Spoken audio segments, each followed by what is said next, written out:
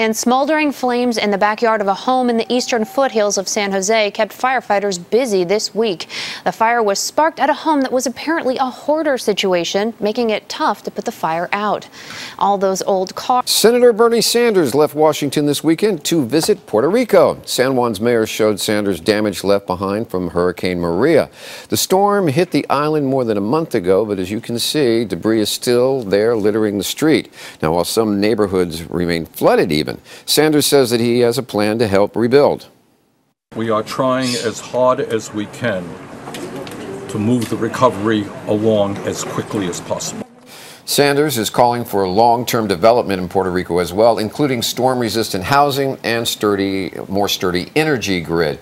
Right now, only 26% of the island has electricity. President Trump, however, at the same time, has signed a $36.5 billion relief package to help hurricane victims. And people celebrated in the streets as the Spanish flag was taken down from the Catalonian government building. This came hours after Catalonia's parliament declared independence from the national government yesterday. And Catalan flags with red and yellow stripes are now on display instead. And some residents say they feel a surge of optimism, but are also concerned about what happens next. The Spanish government in Madrid has now moved to impose direct rule in Catalonia, dismissing the regional government. At the same time, Catalans opposed to the independence declaration have been waving both flags. About 150 of them rode motorbikes in a unity rally yesterday in Catalonia's biggest city, Barcelona. They honked their horns to show solidarity with the national police. And here in the Bay Area, the feds have pulled the plug on funding for a UC Berkeley project that would be documenting the Black Panthers. Last month, the National Park Service said it would spend almost $100,000 in taxpayer money for the project, but the agency reversed its decision after a backlash from conservative groups who called the Black Panthers a violent extremist group. One man wrote a letter to President Trump explaining how the Black Panthers shot and killed the National Park Ranger Kenneth Patrick at Point Reyes Station back in 1973. Now, it's unclear what is next for the project, and now that the Park Service is not providing the funding. Now, it's still unclear whether downed power lines played a role in sparking the flames, but PG&E isn't waiting around to find out. Macy Jenkins explains that the utility gets its way, its customers could wind up footing part of the bill. Hundreds of thousands of acres have burned in Northern California since October. Now, CAL FIRE and the California Public Utilities Commission are investigating whether or not PG&E power lines are to blame for sparking the flames. It's a terrible disaster. PG&E says it has $800 million in insurance, but damage from the wine country fires could go up to an estimated $12 billion. They're laying the groundwork, so if there is responsibility for the wine country fires and all of the devastation that we saw, they'll want to shift that to ratepayers. And we have to take a strong stand and position to not allow that to happen. But to understand this story, we have to go back to 3 fires in San Diego County in 2007.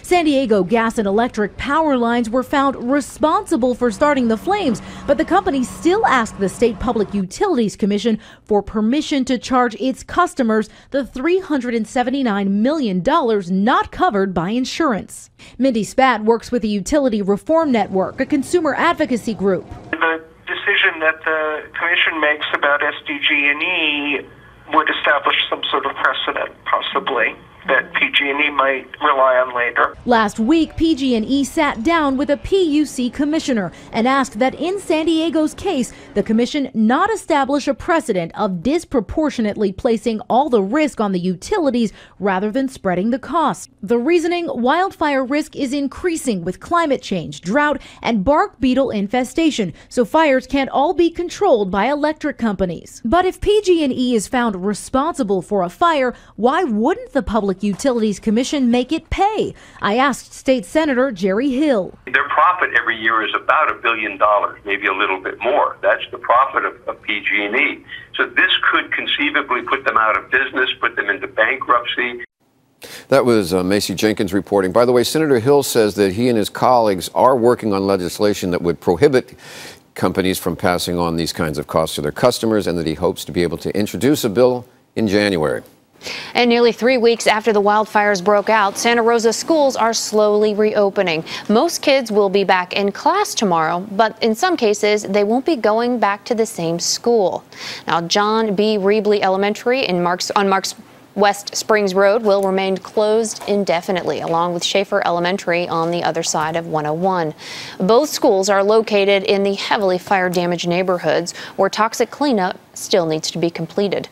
The two schools serve about 880 students between them, and for now, those students will be located at other schools in their respective districts. Houston Astros haven't lost a postseason game at home so far, and we're leading 2-1 in the World Series. The Dodgers trying to hype themselves up before Game 4 in Houston, tied at 1 in the 9th. LA's Cody Bellinger doubles home Corey Seager to give the Dodgers a 2-1 lead.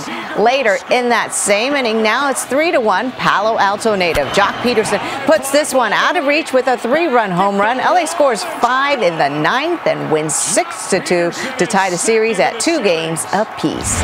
Colorado unleashing Ralphie the Buffalo on Cal this in the afternoon. Cal at Colorado late 4th quarter. The Bears' Ross Bowers is picked off in the end zone by Nick Fisher, and he's going to run it back 100 yards for a pick 6 instead of kneeling. So the Buffaloes win 44-28 as Cal drops to 1-5 in the Pac-12. The Sharks wrapping up a 5-game East Coast road trip in Buffalo.